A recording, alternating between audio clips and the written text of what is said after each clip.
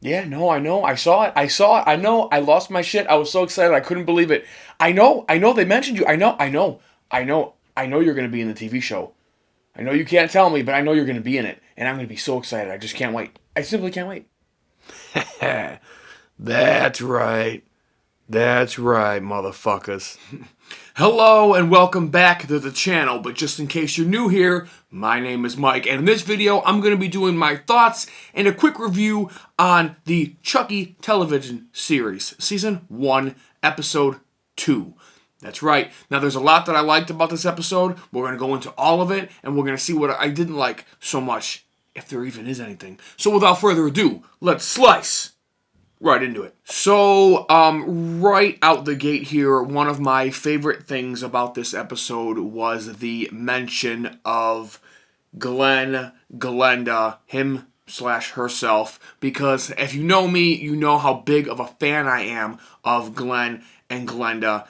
Those characters, I've been waiting impatiently for them to come back, and I very much believe that this is going to be the series where they're going to come back. They're going to make their return in a big way.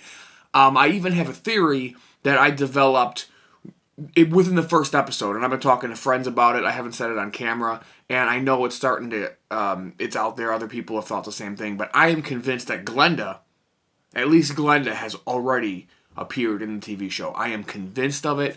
If you want me to do a maybe like a predictions kind of video or something, let me know down in the comments. We can certainly get into that. But I am a huge Glenda fan. If you guys don't know, last weekend I actually drove 5.5 hours one way, all the way out to Indianapolis, Indiana, just to meet Billy Boyd, the voice of Glenda. He was the only reason I was there. I went there, I met him. Very, very, very sweet guy. Got some autographs for Glenn and Glenda, and then obviously 5.5 hours back home. But that just shows you how big of a fan I am. So right out the gate, that was a huge positive for me in this episode. Another really phenomenal positive I had with episode 2, going a little more chronologically here, is how it opened up with the flashback scene. Now, if you've been longtime supporters of the channel, or you know me personally or whatnot, one of my biggest concerns going into the television series was the use of the flashbacks. Because I'm not so sure if Charles Lee Ray is a character that we need a background on. Like, do we need to see his upbringing? Do we really need that? And I was really nervous on how they were going to do it and if it was going to be good or not. Well, so far, the first flashback we've gotten has been phenomenal. Well, technically the second, but this flashback was great. It opens up with him just pouring his candy out on the table, and he has the apple with the razor blade in it, and he bites into it, and blood spewing out of his mouth as he's smiling. Great flashback. I thought it did justice to the character. It made him look like a psychopath ever since he was a kid. They didn't do some feel sympathy for Charles kind of thing, and you know what I mean. We don't need a sympathy killer. Like, Charles Lee Ray should just be he should just be a killer psycho because he's a killer psycho. I didn't want any of this. Maybe he was bullied and we get remorse on him, and then you kind of look at Chucky as a more sympathetic killer, almost like a Jason kind of thing. I don't want that with Charles Lee Ray with Chucky. So I thought they did a great flashback thus far, and I also really loved how they're giving nods to Halloween. This is the second one now that they've done, and I love when other horror IPs and whatnot they give nods to other horror franchises in their films or their TV shows. I really love that stuff because anybody else get the Halloween vibes from episode 1 where they're doing the POV shot and the kid's walking into the bedroom and the girl's brushing her hair? That is straight up 1970 at Halloween. Straight up. There's no question about it. And then in this one, if you see, Charles is rocking a clown costume, and it's very reminiscent of Halloween again. So I love the nods there. Really, really cool. They're doing a great job with the flashbacks thus far. And kind of ironically, what was my biggest negative in episode 1 has become a huge positive already in episode 2. And I know a lot of you guys down in the comments were telling me the same thing. The whole relationship between Jake and Chucky, I thought was a little unrealistic and a little like, where are they going with this? And I wasn't really quite sure what direction it was headed. But honestly, after episode 2, I'm starting to see this Chucky trying to turn Jake into a killer, take him under his wing, almost like an apprentice kind of thing. And I really like that too, because this is not the first time Chucky has done this. He's tried getting people to kill in earlier movies. In Seed of Chucky, obviously he tried getting his child to become a killer. So there's that one right there. And also, if you remember in Cult of Chucky, he tried getting Nika to become a killer before he possessed her and took over her body. He was trying to get her to kill. He said, this guy deserves to die. You know, he's trying to give her the knife, you know, join us and all this stuff. So this is already a character, like an attribute that's already been there. So I really like that they're bringing that back. So this whole relationship now, I'm really starting to dig. And it's like, you know, I'm really getting invested in the Jake and Chucky story, and Chucky's manipulating him.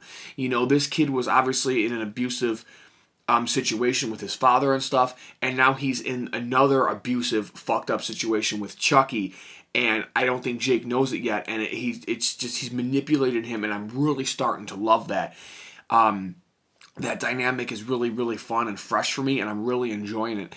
And one of my favorite things, my favorite shot in the whole series thus far is literally Jake with the knife. You see it in the thumbnail, and his reflection in the knife, and that's how they go out on the episode. Phenomenal. I love that shot. It was so well done, and I'm really looking forward to what's next with Jake and Chucky. I personally don't believe Jake is going to be a killer in the end, but man, if he did, what a cool plot twist that would be. Like, if Chucky actually succeeds and Jake ends up killing, like, Lexi or something, phenomenal. That would be phenomenal. I don't think he will in the end, but if he did, man, nobody would see that coming, and that would be fucking great. And speaking of Lexi, I just want to give a shout out to the actress that plays her, because her whole role is to be hated, and man, between the writing and her performance, boy, is she hated. I don't know if I've hated a Child's Play character in the franchise more than I hate Lexi. And don't get me wrong, that's a huge compliment. For it to even be remotely believable that Jake would ponder the thought of killing someone, this person would have to be so vile and so disgusting and so unredeemable that it would have to be a character like Lexi. And when they reveal what her Halloween costume is, it is Jake's father being electrocuted and killed. Now, this is only a week after his dad's been dead. And wow, what a fucking wicked bitch, man. Oh my god. Not her, just the character, of course. Oh my god. Like, literally fans were like, I want her to fucking die. I don't want her to die quick. I want her to die slowly. I want her to fucking die. So, she's doing a great job. They're doing a great job at making her hated. And it's believable that she has to be this just twisted and messed up for, you know, to ponder the thought of Jake killing her. So they're doing a really good job with that.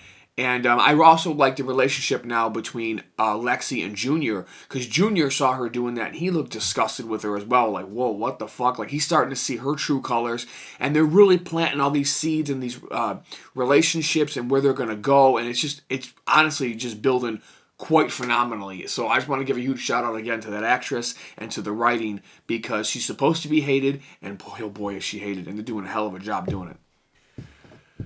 Chucky goes trick-or-treating with a Hello Kitty mask. Now, we saw this in the trailer. I didn't know I wanted this in my life until I saw it. And now I absolutely love it, and it's one of my favorite scenes in the whole fucking franchise. Chucky going trick-or-treating down the street, obviously played by an actor, which was super cool. He's doing a great job. I know he's done parts in previous movies as well. He's doing an awesome job. I love it.